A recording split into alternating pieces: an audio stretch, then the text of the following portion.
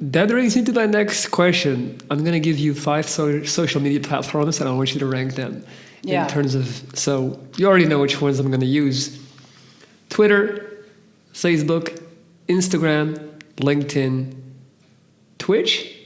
Mm-hmm. Which one is number 5? The least relevant or important? To me, Instagram. Just to you. Instagram, number 5. I'm not even on Instagram.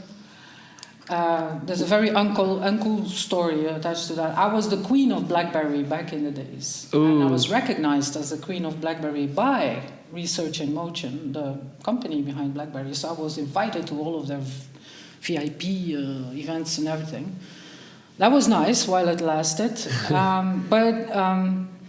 The problem with the BlackBerry platform was they didn't have cool apps, and they never had a decent Instagram app. So by the time I was forced to switch to iPhone, it was no longer, I would have been very late to the party if I would have joined Instagram back then. Yeah. And to be honest, to create a world of visually attractive things, by taking these pictures yourself, often of yourself, applying a filter, is not my thing. It's not my thing. Like I said, I try to keep myself clean and reasonably healthy. I try, to pluck my eyebrows, stuff like that. But honestly, no, I'm not gonna take a selfie and then die a little inside because nobody gives it a little heart. It's not my thing. I get it. No. If I would recommend one up-and-coming platform, it would be LinkedIn. And I know they're like the boring nerd in the back of the classroom. They're the oldest social media platform, and they're copycats of Facebook, and Facebook is a copycat of Snapchat. So they're always 3 or 4 years behind all the cool stuff. But the thing with LinkedIn is that the content is such a relief. If you look at the news feed, it is free of fake news. It's free of sick puppies who are left on the side of the road in a cardboard box. They are free of all this hate speech. Wouldn't you say, so I have to make this clear, I'm not active on LinkedIn, but I have quite a lot of friends who are. And something that has been reoccurring in terms of conversation, the topic has been, they feel like LinkedIn is increasingly becoming corrupted. So for example, they were talking about many posts are starting to become and look very Instagram-y, the way people portray themselves. Yes. And I also, I have to be careful speaking about this, but one of those friends sent me a screenshot literally a week ago where a man on LinkedIn, a sales manager of some sort, had shared the fact that his son had died in an accident. So that's on LinkedIn. I can show you the post after this podcast. And it had about 15,000 thumbs up and a bunch of condolences. But I'm just... That to me is where I kind of... Yeah, LinkedIn is a content platform because it wants to be like a media platform. They're very unsuccessful in their LinkedIn advertising aspect so far, so they want to copy the Facebook model. But it is intrinsically linked to your professional identity. Right. And what I see in my LinkedIn bubble, because everyone lives in their own little bubble, of course, is that whenever someone does something just for the likes, that they get corrected in the comments pretty fast. Yeah? Yeah, there was this one politician, I'm not going to mention her name, but on Twitter, she is known for trying to back ride on something that is a hot issue in the news, and then she will record a video of her claiming that this is the people who has the right to know, and then everybody goes no. And this works on Twitter because everyone there loves drama, and she is drama, She did the same thing on LinkedIn, and then she immediately got 3 or 4 comments that said, this is not the place for this type of content. Yeah. people are on LinkedIn, they are more aware how the content that they're posting reflects on their reputation in their professional environment. Mm-hmm. And in a professional environment, reputation is all you have. Mm.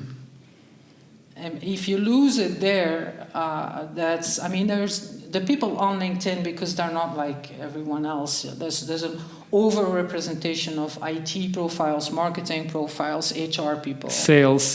Salespeople. When I go to those sales profiles and the first thing I read is go-getter mentality, I cringe, I shut off. Yeah. That was going to be my next question. I feel like it's being overly represented by HR, IT, sales. It is. But those happen to be the ones I send invoices to. So they are those. So they hear me complain. I say pick 3 social media platforms, mm-hmm. and your choice depends on. Most important factor is my imaginary audience. Can I talk to them? Are they not just present, but are they open to what I'm saying on this social media platform? And maybe it's Instagram. It's very well possible. Another thing is, do I feel comfortable in this environment? If you don't feel comfortable making long format videos, then YouTube is probably not the place for you. If you don't feel comfortable in making videos where you have to sell the big idea in the first 6 seconds, if you're not able to do that, YouTube is not for you. If you don't realize that journalists are listening, then Twitter is not for you. See? So you have to feel comfortable and at home, because otherwise it'll be something that you had put in your agenda, like post something on Instagram every 2 days, mm-hmm. and you will hate yourself for this. I pick only one thing where I force myself to do it, mm-hmm. because I feel at home on LinkedIn, on Twitter, and on Facebook. I feel like I'm just myself there, but I show my human side, but not my personal side. Got it. There's a difference. The only thing that I put in my agenda and that I do because I want to prove that you have to persist and that you have to be consistent in everything that you do is my weekly newsletter.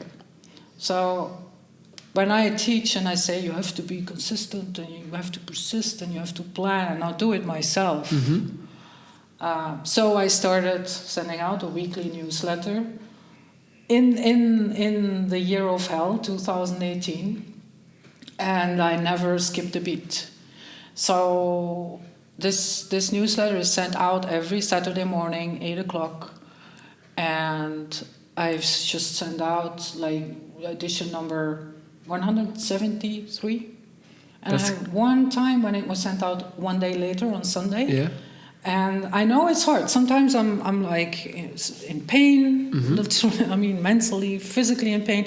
Or I'm traveling through France on the back of a motorcycle, or, not in the mood. Mm-hmm. But this one thing that I, force myself to do, this newsletter is the only thing I really plan for. Doesn't it also, you seem to also strike me as the type of person, you like streaks. Yes. I'm the same, I think. For example, yesterday was November 1st, and yesterday I told my girlfriend, I'm going to go completely sober for a while. And I can only do that, well, not only, but it helps me when November 1st, first day. So I know when it's November 5th, fifth day without alcohol or anything else. I'm the same as you in that regard. So all you or also, nothing. If you got the streak going, yeah, you go all in. Exactly. Yeah, and then being clumsy. Yeah, well, yes. I am creative people are often also chaotic, and it's a bad thing to romanticize this, because being chaotic, if it means not paying your taxes, you just wind up in trouble anyway. So if you realize soon that you're chaotic and creative, you need to impose some type of routine upon yourself and stick to it. And then you fail, and then you're mad at yourself, which is why I have only this one little routine. And that's the good thing about routines. The effort is becoming less and less, and my pride over being able to send out this newsletter without skipping a beat grows every week. So it becomes more and more valuable. Plus, obviously, you know that from all the digital assets you can have, like followers on Instagram or subscribers to your YouTube channel, having a list of email addresses of people who have specifically asked to be kept on a weekly basis up to date on what you're doing by email. This is, for me, the mailing list now counts almost 4,000 people, because I've been doing it for a couple of years. High value leads, high value. And they are my lifeline. Yes. They are my lifeline. I had a creative streak a month ago and I started 4 books, and then my publisher was enthusiastic about 3 of them. So they're actually going to happen. And I know that one of them will come out in May, and all of them are still in the MindMeister phase, but I know it will be fine. When I launch the book promotion will kick off through my mailing list. Yes. Because this type of news is exactly what these people signed up for. And I'm not sending a newsletter to them only when I have something like that to say. I try to keep the channel open by sending them a newsletter every week with 10 curated things about the stuff that interests me, like artificial intelligence and robots. If I made a blog post, then the blog post will be mentioned in there. If I haven't, then it will be 10 things that are found and elsewhere on the internet.